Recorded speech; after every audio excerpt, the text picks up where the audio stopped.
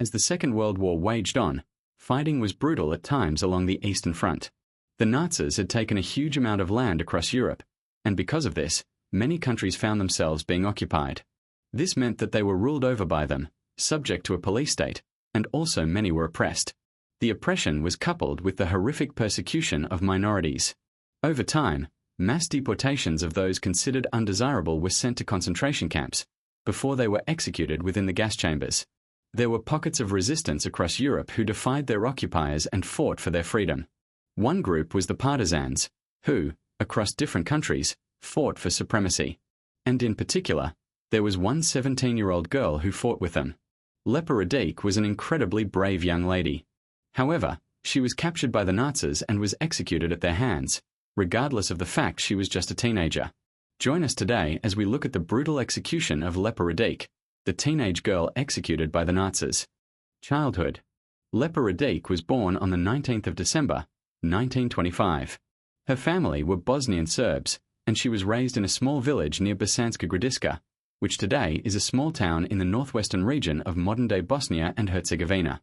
Her family was a hard-working group, and she had humble beginnings, but her family were communist. Her uncle, in particular, had strong links to communism, as he was involved in the workers' movement, and Lepa was heavily influenced by those around her. She attended elementary school and went to the Women's School of Crafts in nearby Bosanska Krupa. As a student, she was known for her hard work and conscientious attitude within lessons, and she had a particular interest in reading.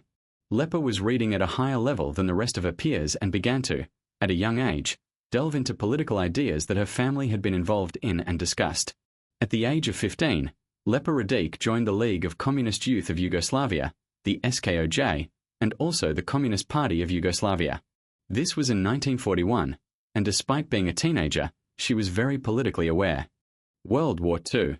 At this time, the Second World War had been raging on for a couple of years, and much territory had been ceded and gained by the Nazis. It was looking likely that Hitler's eyes would wander east towards the Balkan states, as he wished to attack the Soviet Union and head towards Moscow. Hitler did order this, as he ordered the Wehrmacht and the military to embark upon Operation Barbarossa, and the Nazis invaded many of the Balkan states. Hitler's plan for Operation Barbarossa was the biggest military operation in history at the time. However, within Yugoslavia, the government forced him to change his plans. As the Nazis came into power in the 1930s, the Kingdom of Yugoslavia tried to stay neutral and shared intelligence with Britain. However, on the 25th of March, 1941, it signed a defensive agreement known as the Tripartite Pact. This initially was an agreement signed between Germany, Italy, and Japan. However, what this agreement did was basically ally Yugoslavia with the Axis powers and the Nazis. The Yugoslavian military, 2 days later, then staged a coup, helped by the British, to instill the 17-year-old King Peter II as the head of the government that many believed would try to stay out of the war. This made Yugoslavia more nationalistic, but Hitler issued Führer Directive 25, which deemed the new government hostile. And for this, he ordered the German army to invade. The Ustase. This began on the 6th of April, 1941, and ended 11 days later with the surrender of Yugoslavia. The Nazis annexed much of the territory, and they made Croatia and Bosnia-Herzegovina into the independent state of Croatia. This involved Lepa Radić's town. The Ustase ruled over this independent nation with brutality and terror, and they were basically an oppressive puppet organization led by Ante Pavelić, who carried out horrific acts of persecution and genocide across the Balkans. The Ustase aimed to create an ethnically pure Croatia and saw Serbs living in their territory as the biggest issue. They said that 1/3 of all Serbs would be killed, 1/3 would be expelled, and 1/3 would be forced to convert to Catholicism. They were truly horrific, and acts of pure, cold-blooded murder exist from the time, including one near to Lepa Radić's hometown where a young ethnic Serb was beheaded by Ustase soldiers using a saw. Their laws also echoed the race laws of the Nazis that saw so much death and devastation during the Holocaust. The Nazi invasion of Yugoslavia, according to German propaganda, was a success. However, they failed to take control of the mountainous regions, as the locals knew the areas too well. This failure allowed two resistance movements, the Partisans and the Chetniks, to emerge. The two groups, despite opposing the Nazi rule, were very different. Some Chetniks defied the Nazis. However, others were worried about the spread of communism within Yugoslavia. The Chetniks were more hesitant to carry out acts of resistance, as for every piece of resistance against the Germans would carry out horrific reprisals, massacring thousands of civilians. The Chetniks wished to wait for an Allied invasion to free them of the Nazis, but being cautious, this brought them into conflict with the Partisans, who wished for immediate action to rid themselves of Nazi occupation. The Radić family were rather dissident to the new government, and Lepa's father and her two uncles joined the Partisans in July 1941. For this, they were then arrested in November 1941 by the Ustase. However, a few weeks after being kept in prison, the Radić family, along with Lepa, were freed by the Partisans.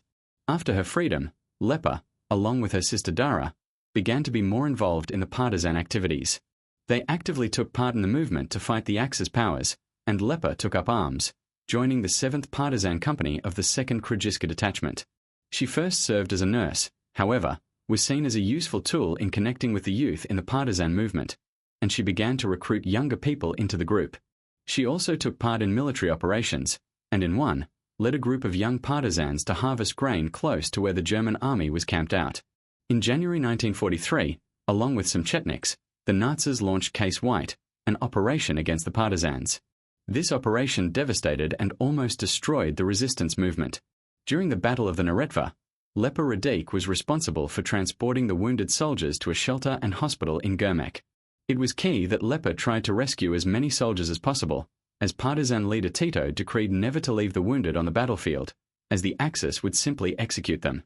So Lepa's work was vital for the Partisans. She worked hard on evacuating and treating injured Partisans. However, in February 1943, whilst the resistance was fighting against the 7th SS Volunteer Mountain Division Prinz Eugen, Lepa was captured by the German detachment. The execution. She had been attempting to save 100 women and children from the area and was captured helping. However, Lepa Radić refused to go down without a fight. Facing the SS division, she fought the enemy, shooting at the Nazi soldiers, unloading all of her ammunition from her rifle onto the enemy. However, she simply did not have enough and was captured by the SS. After she was caught, she was imprisoned by the Germans. In an attempt to find out information that would help topple the Partisans, Lepa Radić was kept in isolation and tortured. She stood firm. And despite torture, the Nazis were unable to break her. From this, the Nazis deemed her nothing but a partisan enemy who had fired upon their own soldiers, and because of this, she was sentenced to death. In Bosanska Krupa, on the 8th of February, 1943, Lepa Radić was led out from her prison by the German soldiers to her place of execution. Gallows had been hastily constructed, consisting of what appears to be a piece of rope tied to a tree and a box underneath it. Lepa was led to the structure, was helped up, and a noose was placed around her neck. As this happened, she screamed out to the crowd, "Long live the Communist Party and Partisans! Fight, people, for your freedom. Do not surrender to the evildoms. I will be killed, but there are those who will avenge me." The Nazi commander leading the execution then gave Lepa Radić one final offer to spare her life. She was offered to give over the names of partisans for her life. However, she stated, "I am not a traitor of my people. Those whom you are asking about will reveal themselves when they have succeeded in wiping out all you evildoers, to the last man." With this, the box was then kicked out, and Lepa Radić was executed by hanging in front of a small crowd who had gathered. She was only 17 years old.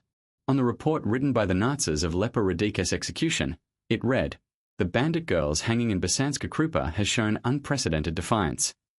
Her spirit encapsulated the partisan movement, and after the war, the Yugoslavian Communist Party led by Tito recognized Lepa for her bravery, awarding her the Order of the People's Hero. She is a girl who stood up to the tyranny of one of history's most evil regimes. However, at the heart of this was a young teenage girl who took up arms against Hitler's Third Reich. While she was brutally executed, she was only 17. And today, she is remembered as a figure of inspiration in the face of tyranny. Thank you for watching. To uncover more hidden stories from the war, please subscribe to The Hidden Past.